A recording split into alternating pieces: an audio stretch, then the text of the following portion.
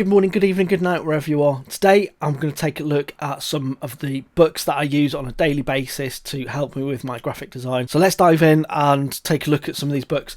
They are the ones that sit on the shelf just behind me here. So I'm going to grab those down and I'm going to go through them, and I'm going to go through what I take away from those books and how they can possibly help you. And if you're interested in any of these books, what I'm going to do is I'm going to put a link down below to all of these books, to them on Amazon, whether that's amazon.com or .co.uk, or wherever you're based. I'll try and put a link directly down there that will take you to your local Amazon store that will show you these books. So let's dive in and take a look. So if you're wanting to get into graphic design, or you want to learn more about graphic design, the first couple of books that I've got is this one by Kath Caldwell. It is, let's focus on that one, Graphic Design for Everyone. And through this one, it kind of like takes you through the building blocks of kind of like composition and what matters in graphic design, about creating an emotion and all sorts of different things. It's got some details in there about kind of choosing the right fonts. It's kind of like a good all-rounder book. So if you're looking for one kind of book that kind of like helps kind of capture it all as kind of like an overview, it kind of like goes into a little bit about colour and different kind of like how you can kind of like capture different aesthetics. And if you're interested in about a video about using the right colours and using colours from images, I'll put a link up here to a video that I've done around that side of things. But it also takes you through kind of like the history of things. So it's kind of like, it looks at kind of like more like how other kind of like things have like styles and things like that that are taken from culture, and kind of like the history of things. So kind of like looking at different cultures. So you've got kind of like looking at things like this, and how you can take those as inspiration, not necessarily recreate them, but kind of like take them as inspiration to create your own kind of like take on things. So overall, it's kind of like a really good book. It looks about choosing different formats, like digital formats, and yeah, it's also teaches you around about hierarchy. So around about making sure that the person that's reading your image is reading the image correctly, so choosing the right fonts or the right size of fonts, the right size of images, the composition and the layout of your images. It's a really good book, this one, and I do refer to it on a daily basis just to kind of like refresh myself and remind myself as to what the basis or the basics are in graphic design. The next book is Know Your Onions in Graphic Design, and I really like this book. Again, for similar reasons as to why I like the last one, I can pick it up and it can show me things around kind of like the design principles, choosing the right typography for an image, choosing the right layout and things like that. So it kind of like covers a lot of the same that's in the other book, but sometimes just seeing it in a different kind of like format and a different layout. This one I tend to take with me because it's a smaller, lighter book. I kind of take it out if I'm going travelling or things like that, because this kind of like helps me kind of just get my head kind of back into what it is that I'm doing and what makes good graphic design, and kind of like what the difference is between a serif font, a sans serif font, how to mix those up, why they look good together, why different fonts evoke different emotions and things like that. So again, this is called Know Your Onions, and it's by, who's it by? Drew DeSoto. Okay, a couple of other books that I like are these two. So this is, one's called Layout Essentials, and then this again on a very same ilk is called Making and Breaking the Grid. Now these two books are more designed if you're looking at kind of like print media and how you can lay out things like flyers and, well, basically what the importance is of different setting up your grid for different print media and things like that. So whether it's magazine, whether it's websites or anything else like that, and it kind of takes you through the history of how things have changed, and also kind of gives you ideas as to why things look good a certain way. Yeah, and it's a really good kind of like, especially for visual learners, this one, Making and Breaking the Grid. So if I show you inside, it's kind of like shows you kind of really kind of like, it's a really visual kind of aesthetic as to, you know, what looks good and things like that. And it's about taking inspiration. So all of this book, and if you're looking at somebody else's work and things like that, the main thing is about looking at inspiration. And I've just opened up a whole load of windows over there. So what I'm getting at is, if you do get any of these books, or if you're looking at other materials online, it's about taking them as inspiration, not about copying. So what I'm going to do is put book number 3 is Making and Breaking the Grid. That's book number 3. And Layout Essentials. Again, this one is kind of all again around about the, you know, kind of like creating branding ideas and how you can lay them out and why things look good the way they are. And it gives you all sorts of examples of grids in each of the books, each of the things here. It gives you an idea of what the layout is, and that changes on each of the pages, which is really good. And let me show you on this one. So on this one, it's all about mobile, and it gives you an idea as to what is good when it comes to creating the right hierarchy for the correct print medium, if you like. So that one's Layout Essentials. If you want to get into or understanding fonts better, and this is one of the things that I struggled with when I first started, and still to this day, it's not one of my strong points. I'd say it's probably one of my weakest points, is choosing the right fonts. And it's something that next year I want to kind of get more into, is choosing the right fonts. And the first book that I've got that I probably need to go through again is Why Fonts Matter. And the long and the short of it is that different fonts create different feelings. So if you think about kind of like the swirly kind of like almost calligraphy kind of like look of like a Christmas font versus a Halloween font, you know, you wouldn't write a love letter in a creepy Halloween font and vice versa. And it's all about kind of creating those kind of emotions and feelings. And in this book, it does look at kind of like brands and kind of the different fonts that they're using to create those emotions. And now I really want to eat some pickled onion Monster Munch crisps. Let me know down in the comments if you had Monster Munch as a child and what your favourite flavour crisps are. Definitely more of a kettle crisp person these days, but in that shot alone, fish and chips as well. Do you remember fish and chip vinegar, salt and vinegar, kind of like fish and chip snacks? Anyway, I do digress. That book, Why Fonts Matter, down in the description below. This book is a little bit more in depth, and this one's called Thinking with Type. So this book is kind of, again, it's all around the different fonts that you can have, what sort of size fonts should be for different print mediums and things like that. And it's really good, and it teaches you to kind of like look as you're going out and about, and to kind of choose, you know, have a look at how signs are written just in your local high street. Just have a look at how signs are written in the high street and other different branded fonts, whether it's on a website or, you know, just kind of use those as inspiration. I like to create kind of like mood boards and things like that, and I've done a video on creating mood boards that I'll put a link up here for you on that, about creating mood boards.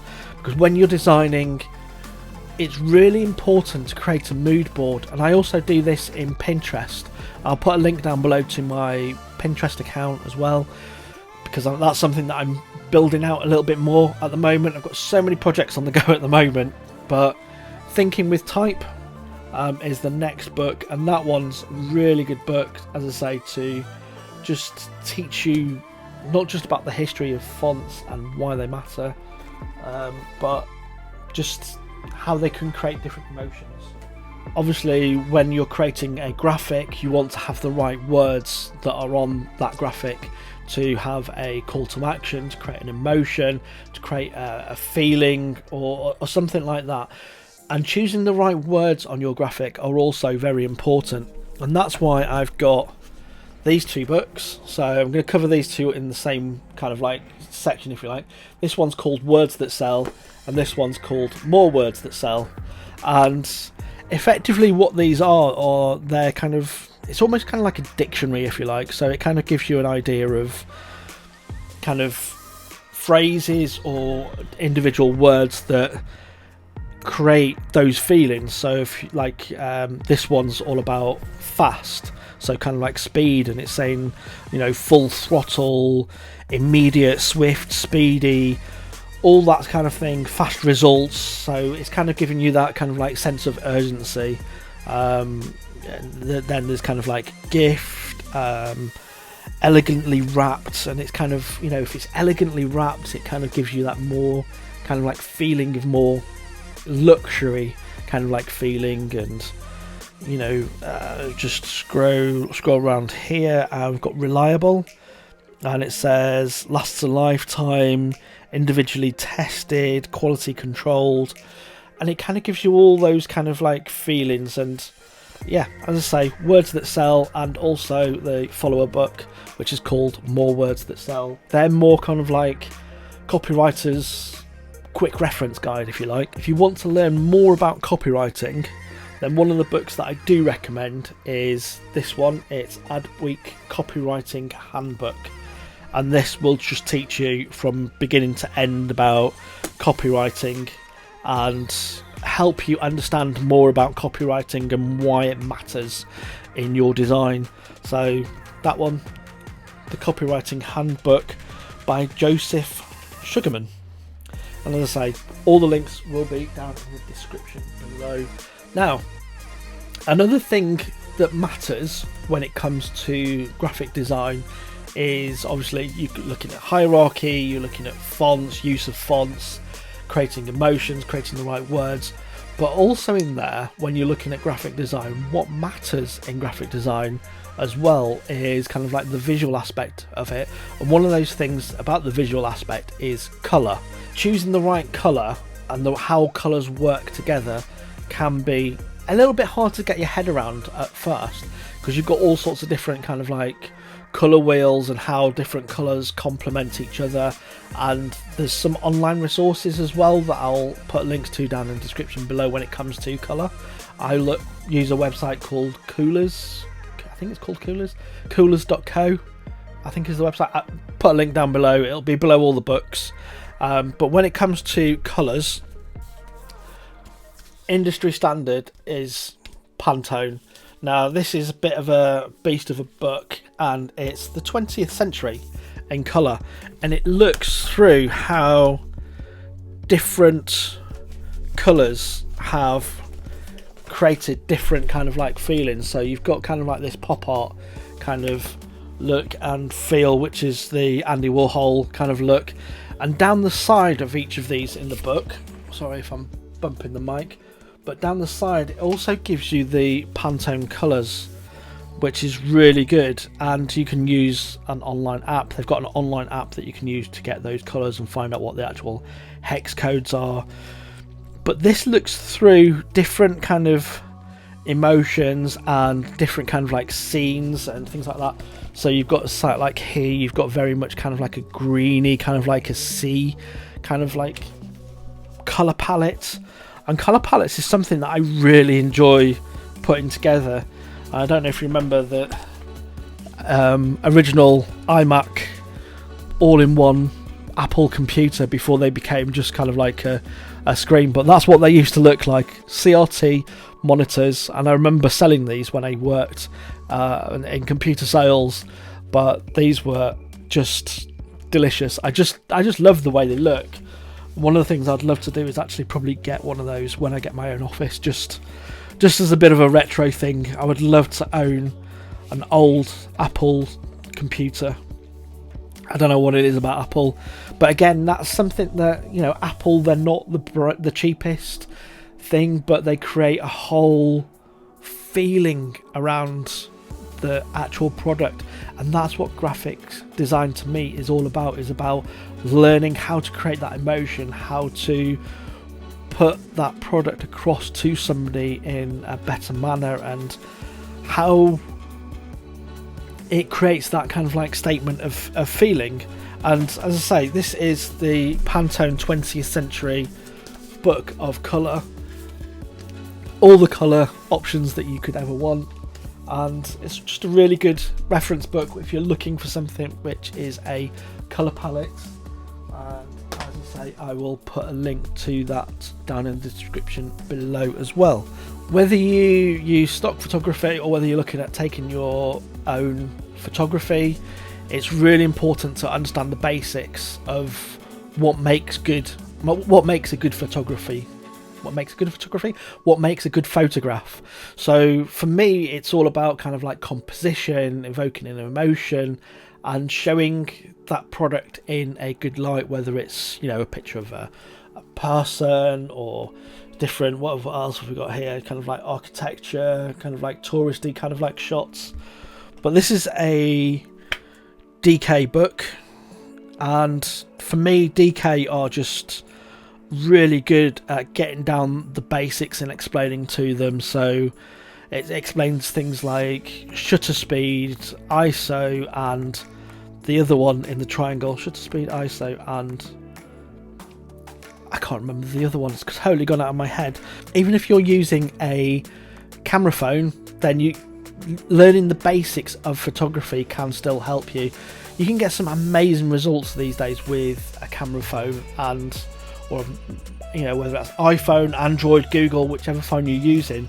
I personally use iPhone, but I've seen some amazing results, and I actually really like the new Google Pixel 6.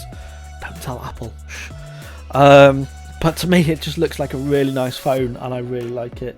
And yeah, anyway, beginner photography, really good to help you get started with your taking your own images for your own products, if that's for your business, whether that's real estate, whether that's, you know, jewelry, or whatever it is that you're creating yourself. If you've got your own business, creating your own photographs or taking your own photographs is really good to kind of like get used to, because you can just snap it on your mobile phone these days. And if you'd like to know more about kind of like the photography side, or if you want me to do a video on photography and how you can kind of like take better photography with your mobile phone, let me know down in the comments below and I'll put something together for you. Okay, I've got 2 more books for you, and that is around the content creation and starting a YouTube channel. So the 2 books that I'm going to recommend if you want to start a YouTube channel, and they are YouTube Secrets by Sean Cannell and Benji Travis, which is really good. I've really like this book. It's got some really good information in there. And also another book that's really good is this one by Darren Meredith, and it's called The YouTube Formula. Now these are both really good books to kind of get you into the idea of what's involved with regards to creating a YouTube channel, and kind of what you need to kind of like look out for, how to interpret the statistics, and kind of what you need to do in order to be able to create a YouTube channel. Now those books are really good, however what I really recommend is being part of a YouTube community, or find yourself a YouTube mentor, someone that can help you and motivate you and give you kind of like the basics, and be part of a group on a monthly basis. And that's partly why I'm creating this video today, is because I did this as part of a group challenge within the Meredith Marsh's group. Meredith Marsh is my business coach and YouTube mentor, and I'll put a link down below to her details. And if you do want to join the Video Pursuit Society, just drop her a DM and let her know that you were introduced to her course or her group by myself. And yeah, if you do join, I'll see you in there. And I think that's everything. That's all the books, all the course information. All the links are down below. If you want to know anything else around about the gear that I use or the setup that I use on a daily basis to record these videos, then drop me a comment down below. And until next time, thank you very much, and bye for now.